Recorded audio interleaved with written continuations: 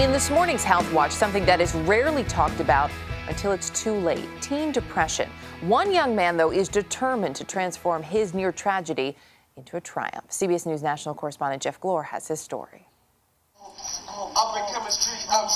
On the outside, Jordan Burnham appeared to have the ideal life. A high school senior named a homecoming court, a star athlete on his school's baseball and golf teams.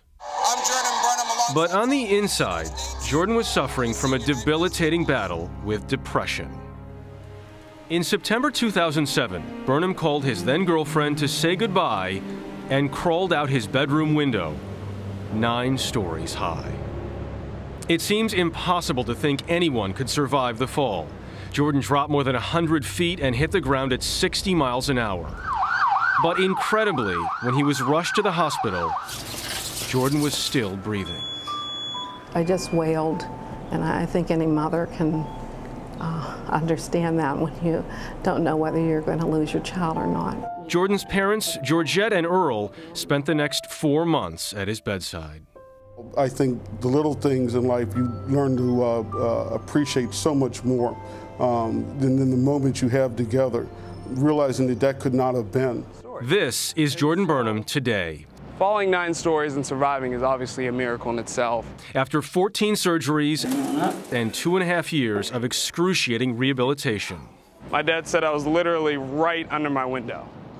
So you landed right down here. He still walks with a cane, but he's back home. Amazingly, he's even back playing his favorite sport. Yeah. Did you ever think you'd be back on a golf course again?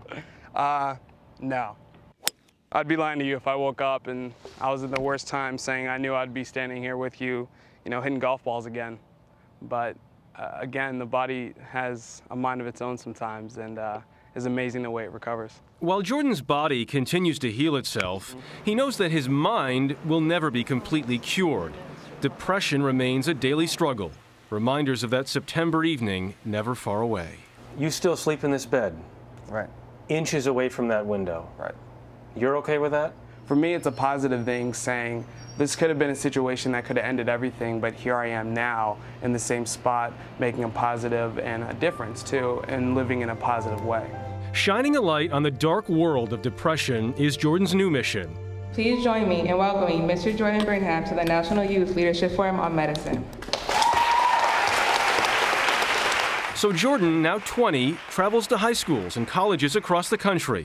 Anyone in here can be depressed. Educating parents and students about the painful stigma associated with mental illness. We can never choose the bad things that happen to us, but we can choose how we cope with them. Jordan wants kids who feel like they have no hope left to stop and think for a moment and wonder whether it's worth making a choice that they might never be able to take back. I know that personally sharing my story has touched lives, has saved lives, and started conversations that I'm sure a lot of people thought they would never have. And so is this the best thing that happened to me? In a lot of ways, probably. Joining us now is child psychologist and early show contributor Dr. Jennifer Hartstein. And we should point out, this is really your area of expertise, is depression, self-injury, suicide in teens. So it's so good to have you here on this topic. Thank you. He's an inspiration. Absolutely. Sadly, for a lot of families, it doesn't work out this way. So when you're dealing with such an emotionally challenging time in your child's life, they're a teenager. Right. How do you know that this isn't just they're being a teen, they don't want me around, and that there's severe depression?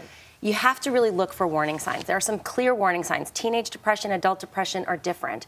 So the teen depression, is more irritability. It's not having interest in things that they used to have interest in before. It's really a shift in the person that you knew more so. So it's to the nth degree. It's not just that typical irritability in teenagers. So you really want to tap in. And if your gut is saying, I'm worried about my kid, ask the question. Go with your gut. Ask the question. What is the question? Are you depressed? Hey, I'm worried about you. I'm noticing that you're not hanging out with your friends or you're in your room a lot. What's going on?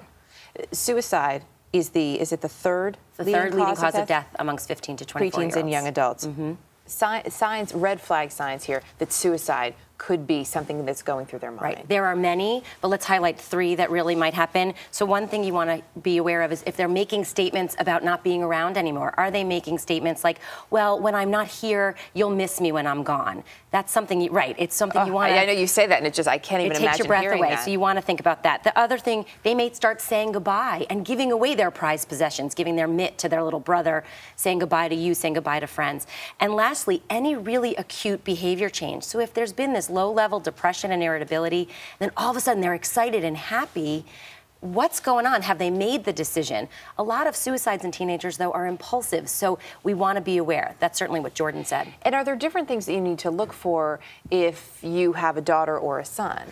Girls attempt suicide up to 3 times more than boys. Boys complete suicide up to 3 times more than girls.